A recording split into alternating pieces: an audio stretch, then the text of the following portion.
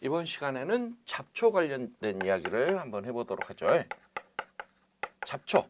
그러면 과연 어떤 것을 잡초라고 할 것이냐? 그래서 잡초의 개념부터 한번 다시 생각해 보겠습니다.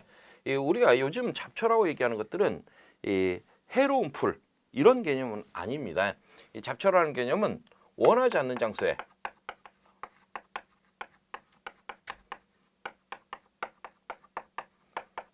장소에 원하지 않는 식물. 그래서 결국 우리가 어떠한 포장에서 작물을 재배한다는 것은 이 목적하는 작물이 있다는 얘기예요. 그런데 목적하는 작물 외에 다른 풀이 있다면, 다른 식물이 있다면 그것은 잡초로 보겠다. 예를 들어서 이 콩밭에는 뭐가 있어야 돼요? 콩이 자라고 있어야 되죠. 근데 콩이 자라는 사이에 벼가 있다. 벼는 잡초입니까? 아닙니까? 우리가 벼라고 얘기를 하면 잡초라는 생각보다 작물이라는 생각이 드는데 그게 아니고 콩밭에 벼가 있으면 벼도 잡초입니다. 왜? 콩밭에는 콩만 있어야 돼요. 그래서 원하지 않는 장소에 원하지 않는 식물을 우리가 잡초로 한다. 이 개념을 다시 이렇게 잡아 보십시오. 개념 한번 보죠. 재배 포장 내에서 발생하는 작물 이외의 식물이다. 광해 잡초는 포장뿐만 아니라 포장 주변 도로, 제방 등에서 발생하는 식물까지 포함한다. 작물 사이에 자연적으로 발생하여 직접 간접으로 작물 수량이나 품질을 저하시키는 식물을 우리가 잡초라 한다. 그러면 이러한 그 잡초가 우리가 방제의 대상이 되는 이유, 그러면 이 방제의 대상이 된다는 얘기는 결국 어떤 거예요? 이 작물에 우리가 목적으로 하는 작물에 피해를 끼치고 있다 이런 개념이죠. 그래서 잡초가 주는 이 피해들. 첫 번째는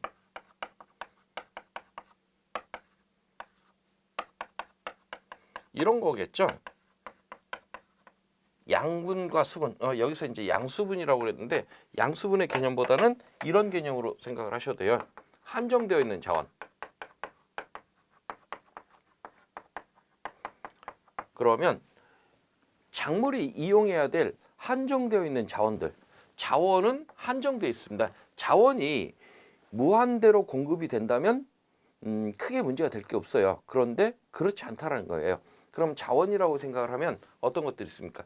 양분, 수분. 그래서 토양 내 양분이라든가 이 토양 내 수분 이런 것들은 한정되어 있기 때문에 결국 작물과 잡초 사이에 경합이 일어날 수밖에 없는 이러한 상황이다. 그리고 경합이 일어나서 이 작물이 이길 수도 있고 질 수도 있습니다. 하지만 이긴다 할지라도 결국 모든 그 양수분을 작물이 다 이용하는 게 아니고 일부는 이렇게 잡초가 이용하는 결과가 나타날 수밖에 없더란 얘기예요. 두 번째는 여기서 이 한정된 자원 내에는 양분, 수분 외에도 이 광도 포함되어 있어요. 이 포장 내에 조사되는 광량은 일정합니다. 그런데 결국 이 어떤 잡초가 조금 더 이 빠르게 성장을 해서 작물에게 조사되는 광량을 차단한다. 이러면 이것도 문제가 되겠죠. 그래서 이 광해 차단 같은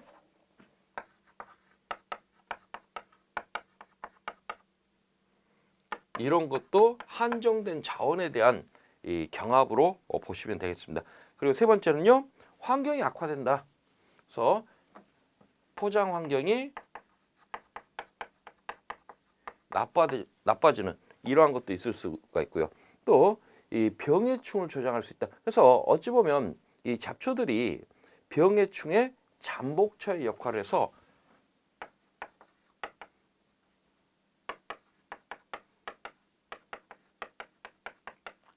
병이나 해충의 잠복처 또는 이 서식처 역할을 하면서 작물에 병해충의 피해를 유발시킬 수 있는 이유가 있다. 그리고 다섯 번째는